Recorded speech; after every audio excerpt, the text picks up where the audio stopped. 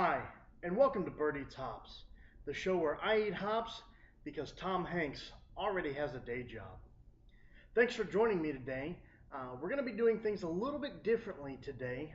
While I will still be reviewing a beer, I'm not going to be eating any hops. I wanted to kind of talk to you guys a little bit about home brewing today as well. So I'll get back to hop eating next week, but today, let's talk. Um, an admission about myself, I am a home brewer. I know that's a startling revelation for you guys. You see me as a hop eater. So, for a lot of you, that's all I do. But I actually brew as well. In addition to that, I'm the president of ZZ Hops, which is a Kansas City-based home brewing club. They've been around since the 90s, a great club, a lot of great guys, a lot of brewers, and a lot of experience and learning going on there. So, for those of you that are home brewers or that are interested in home brewing, please share this video with those friends. I'd love to answer any questions. And I want to start incorporating maybe some home brewing Q&As in with the videos in the coming weeks. So anyway, please share, and I'd love to hear questions, comments that you guys have about home brewing. But first, the beer. This week, I've got the Chocolate Oak Aged Yeti from Great Divide. This is a seasonal release from them. Comes in at 9.5%, and this is an imperial stout, as you can tell, nice and dark. It's got kind of a creamy tan head on it. There's not a lot of head left. I poured this a few minutes ago to let it warm up so I could pull hopefully some more flavor out of it. According to Great Divide, this beer pairs very well with raw oysters, New York strip steaks, chicken mole, blue cheese, creme brulee, and some other things. So I've let this warm up for a bit. We're going to give it a little swirl here. Let's see what kind of aromas we're going to pick up out of this bad boy. Right up front, I get a very heavy chocolate presence. It smells kind of rich and bitter, like a good bittersweet chocolate. I also get a little bit of the oak in there. On the second smell, definitely picking up more oak notes of a very heavy chocolate presence. So let's go ahead and give this guy a try.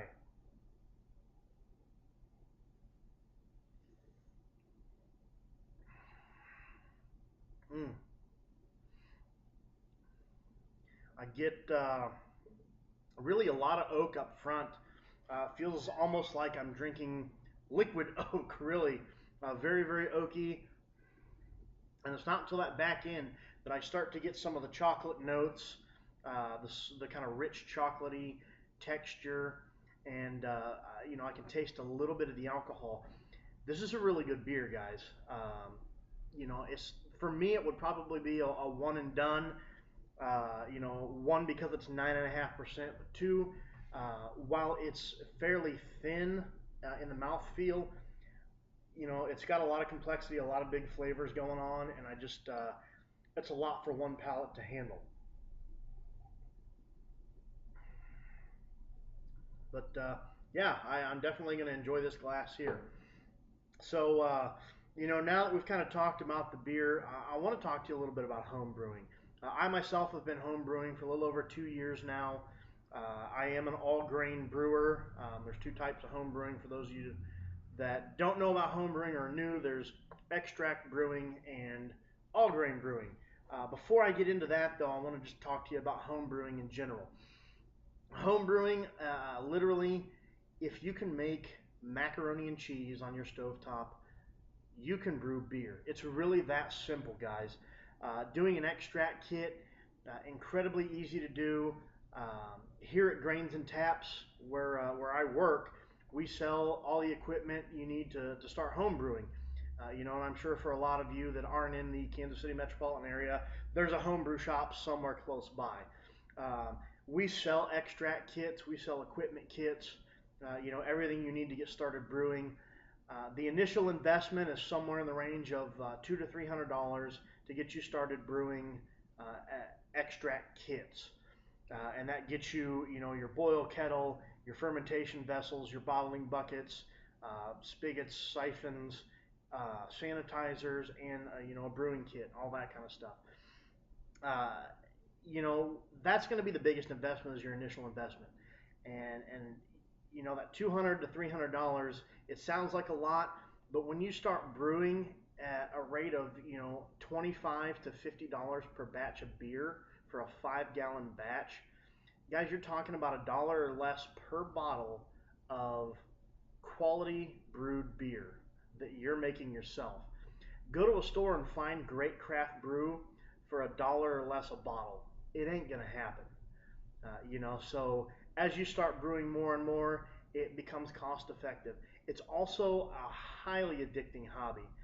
I love home brewing. I brew with a couple friends of mine. They come over, everybody will bring some different beers, commercial beers. We'll do tastings. We'll throw some meat on the grill. We make a day of it. The average brew day is somewhere in the range of about 6 to 8 hours, and that's for extract and/or all grain brewing. It's just a lot of fun, and you'll be surprised at how many new friends you make when you start home brewing, because usually when you brew, you have free beer, and nobody, and I mean nobody, will turn down free beer.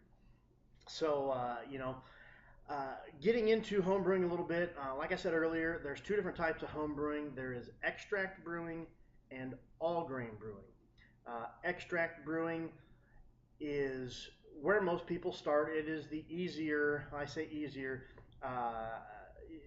it's a little faster to do.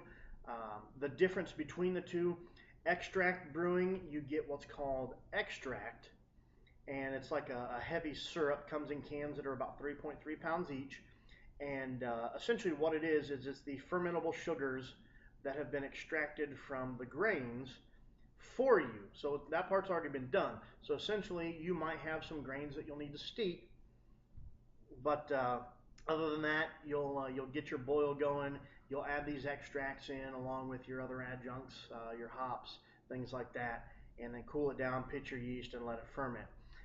All grain brewing, it is what it says. You're taking those whole grains that have been milled and crushed, and you're going to essentially mash those or steep those grains for approximately 1 to 2 hours, depending on what you're brewing.